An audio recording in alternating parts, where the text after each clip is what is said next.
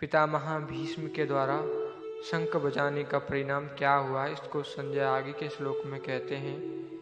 ततः षडांश्च भैर्यश्च पण्वान् खगोमुखा सहासेवाभ्यन्तयन्त सा शब्दस्तु मूलो अभवत्। ततः षडांश्च भैर्यश्च पण्वानक गोमुखः। यद्यपि भीष्म जी ने युद्धारंभ की घोषणा करने के लिए शंख नहीं बजाया था, प्रत्युत दुर्योधन को प्रसन्न करने के लिए ही शंख बजाया था, तथापि कौरव सेना के भीष्म जी के शंख वादन को युद्ध की घोषणा ही समझा। अतः भीष्म जी के शंख बजाने पर कौरव सेना के शंख आदि सब बजे एक साथ बज उठे। शंख समुद्र से उत्पन्न होते हैं। ये ठाकुर जी की सेवा पूजा में रखे जाते हैं और आरती उतारने के आदि के काम में आते हैं। मांगलिक कार्यों में तथा युद्ध के आरंभ में ये मुख से फूंक देकर बजाए जाते हैं। भैरी नाम नगाड़ों का है।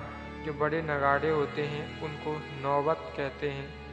ये नगाड़े लोहे के बने हुए और भैंसे के चमड़े से मढ़े हुए होते हैं तथा लकड़ी से डंडे से बजाए जाते हैं। ये मंदिरों में एवं राजाओं के किलों में रखे जाते हैं। उत्सव और मांगलिक कार्यों में ये विशेषता से बजाए जाते हैं। राजाओं के यहाँ ये रोज बजाए जाते हैं। पर्णम नाम ढोल का है। ये लोहे के अथवा लकड़ी के बने हुए और बकरे के चमड़े से मढ़े हुए होते हैं तथा हाथ से या लकड़ी से डंडे से बजाए जाते हैं। ये आकार में ढोलक की तरह होने पर भी ढोलकी से बड़े होते हैं। कार्य के आरंभ में पणवों को बजाना गणेश जी के पूजन के समान मांगलिक माना जाता है। आनक नाम मृदंग का है। इनको पखावज भी कहते हैं। आकार में ये लकड़ी की बनाई हुई ढोलकी के समान होते हैं।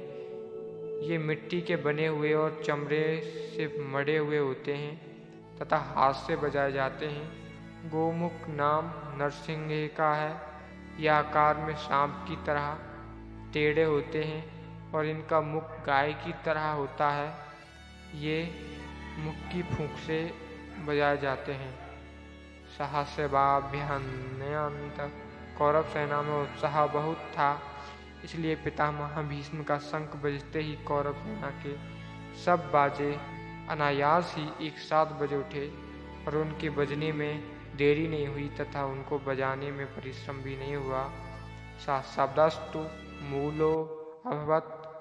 अलग अलग विभागों में टुकड़ियों में खड़ी हुई कौरव सेना के शंख आदि बाजों का शब्द बड़ा भयंकर हुआ, अर्थात उनकी आवाज़ बड़ी जोर से गूंजती रही।